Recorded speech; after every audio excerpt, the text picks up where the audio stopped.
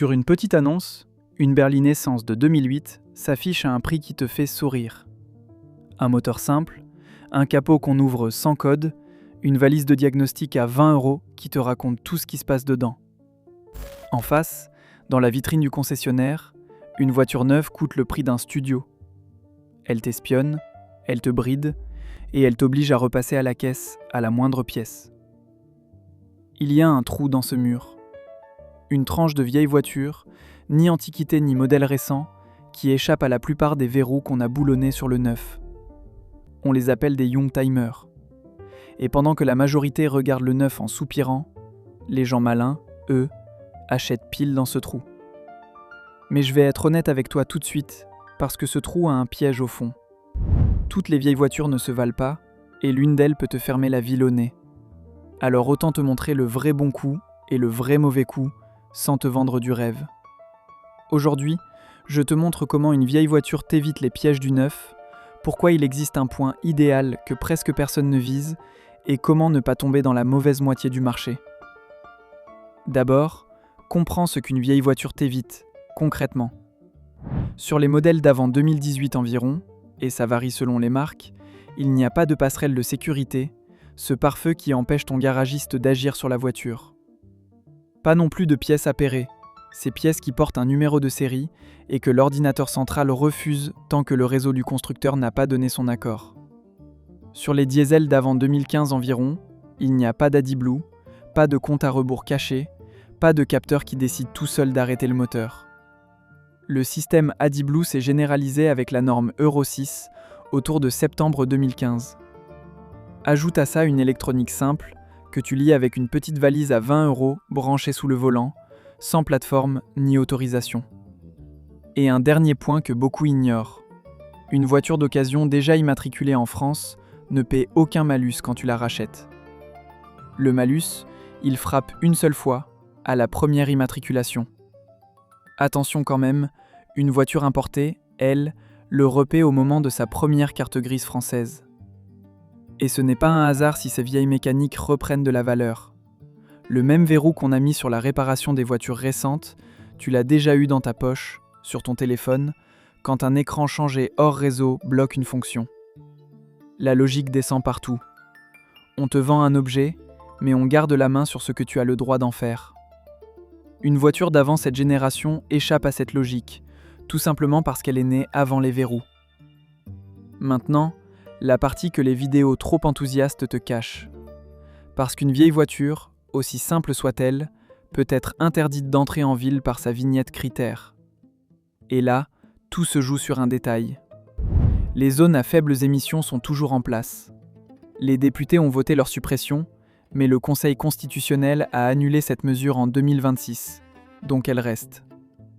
Lyon commence à verbaliser les critères 3 à partir de juillet 2026. Paris reste dans une période de tolérance jusqu'aux alentours de 2027. Ne crois donc pas ceux qui te disent que les ZFE ont disparu. Voilà le détail qui change tout. À âge égal, une essence est classée un cran au-dessus d'un diesel. Une voiture essence de 2006 à 2011 est en critère 2, parfois même en critère 1 après 2011, et elle a encore le droit de rouler dans les ZFE d'aujourd'hui. Un diesel de 2006 à 2010, lui, se retrouve en critère 3, celui qui est visé à Paris et à Lyon. Et tout ce qui date d'avant 1997 est non classé, fermé partout. Tu vois où est le point idéal. Ce n'est pas n'importe quelle vieille voiture. C'est une essence d'environ 2006 à 2011, assez ancienne pour n'avoir ni passerelle de sécurité, ni pièce appairée, ni AdBlue, et assez bien classée pour rentrer encore en ville. La simplicité d'avant les verrous et l'accès à la ville en même temps. Le vieux diesel, lui, c'est le piège inverse. Increvable et réparable, oui, mais chassé des grandes métropoles par sa vignette. Concrètement, si tu veux jouer ce coup, tu cherches une essence d'à peu près 2006 à 2011, restée simple, avec un historique d'entretien propre. Avant même de te déplacer, tu vérifies la catégorie critères du modèle exact et les règles de la ZFE là où tu roules vraiment, parce que ça se joue au cas par cas selon les villes. Tu achètes à un particulier, tu apportes ta petite valise pour lire les codes toi-même et tu contrôles le numéro de châssis avec la carte grise à la main.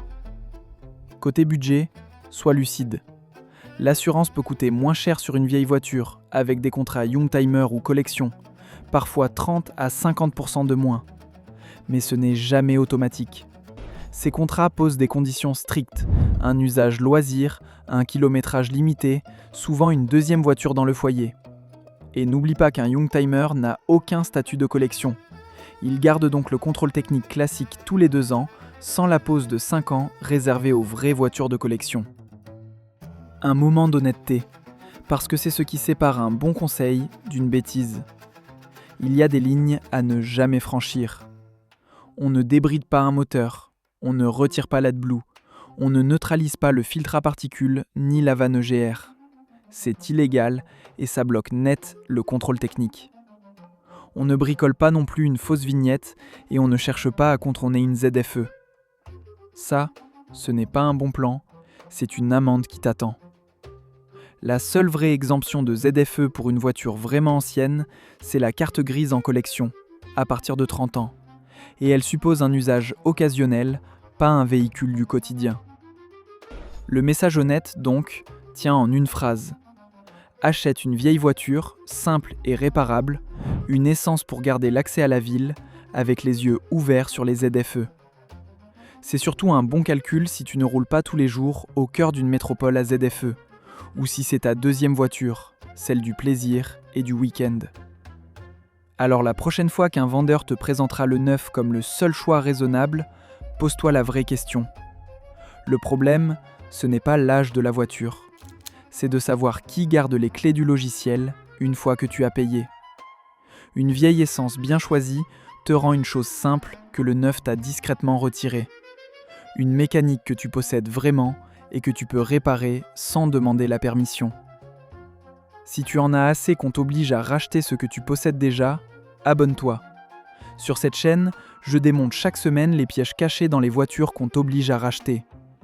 Et si tu hésites encore à prendre un diesel récent plutôt qu'une vieille essence, méfie-toi d'abord du compte à rebours caché sous le capot des diesels récents. Ce petit système qui peut décider tout seul de ne plus jamais redémarrer. Si tu veux voir comment il te tient par le portefeuille, la vidéo est là, sur ton écran. Clique.